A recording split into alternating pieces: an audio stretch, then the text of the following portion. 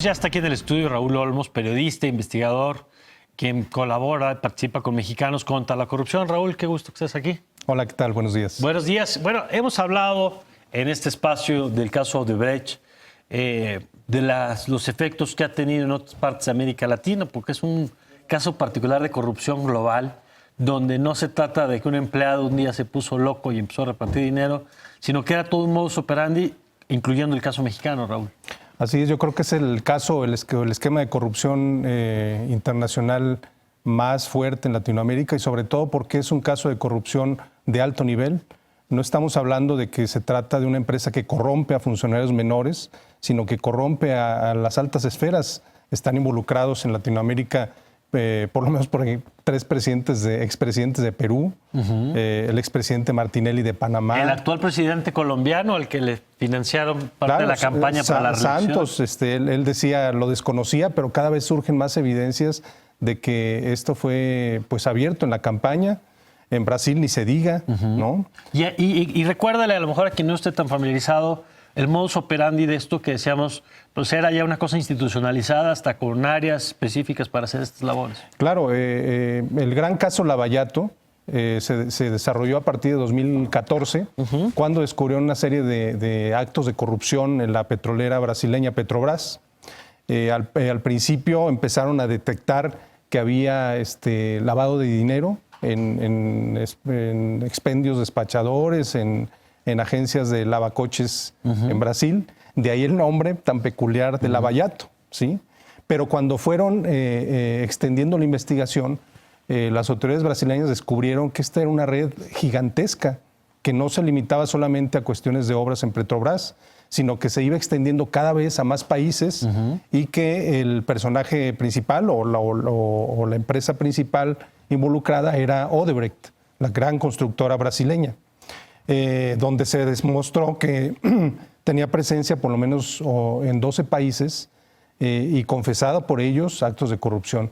El asunto estaba tan institucionalizado que tenían una oficina exclusivamente dedicada a sobornos y una red de empresas offshore creadas en paraísos fiscales destinadas exclusivamente para transferir sobornos a políticos y a funcionarios de distintos países de América Latina y de África incluso. ¿Qué sabemos del caso mexicano? Porque hay también mucha especulación por la opacidad con la que han manejado la propia información.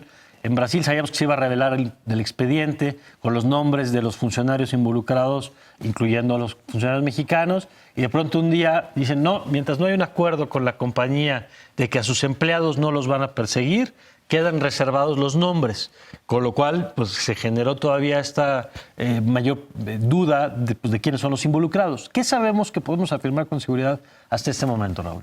Bueno, lo que ocurre en el caso de México es que vamos muy rezagados en la investigación, porque la investigación inició en la PGR hasta mediados de enero del presente año.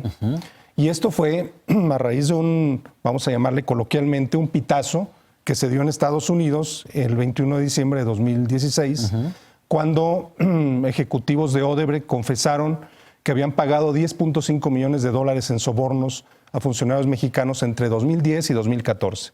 A raíz de eso se inicia una investigación, primero la Función Pública, luego la PGR, y empiezan a tratar de desenmarañar cómo había operado en México. Entonces la investigación va muy retrasada comparado con otros países. En otros países tiene la investigación por lo menos 2 años y en México apenas va caminando. ¿Qué sabemos de funcionarios involucrados? Bueno, lo que sabemos es que hay funcionarios, exdirectores de Pemex que han sido ya llamados a declarar. Funcionarios ¿Concretamente quién? ¿Emilio Lozoya? Emilio Lozoya, lo último que yo supe era que no se le había llamado, aunque está como señalado. De hecho, hay un documento judicial emitido en abril de 2017, en el presente año, donde el ministro Edson Fachin relata que el entonces director de la Oficina de Sobornos, Gilberto Mascareñas, confesó que en noviembre de 2014 había recibido una petición a nombre de Emilio Lozoya para otorgarle un soborno de $5 millones a cambio de beneficios indebidos a favor de Odebrecht.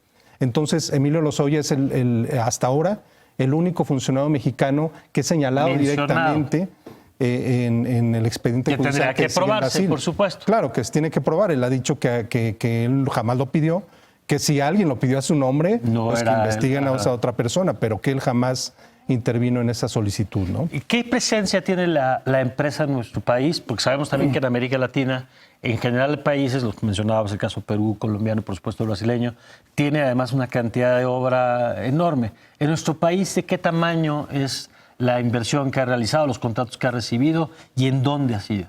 Bueno, a partir del 2005 empieza la gran presencia de Odebrecht en México, cuando obtiene un gran contrato en la refinería de Minatitlán.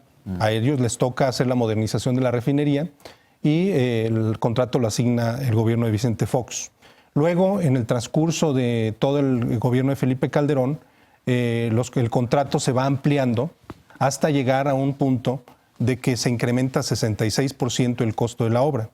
Luego, en el gobierno, y esto está probado que hubo una serie de irregularidades, pagos ilegales, ampliaciones no justificadas, obras sin concluir, etcétera. Y a pesar de estas irregularidades documentadas, el gobierno de Enrique Peña Nieto, el actual mandatario, asignó en forma directa más contratos a Odebrecht. Asignó contratos directos en Tula, en la refinería de Salamanca, el gran gasoducto Los Ramones que se construye casi en los límites con Estados Unidos. Uno de los tramos lo construyó Odebrecht. Y lo más cuestionable de este asunto es que se asignaron en forma directa, no hubo licitaciones. Y en uno de los casos, en el caso de Los Ramones, se recurrió a una red de empresas filiales de Pemex que están establecidas en paraísos fiscales, en concreto Islas Caimán e Islas Vírgenes. ¿Esas empresas son las que contratan a Odebrecht?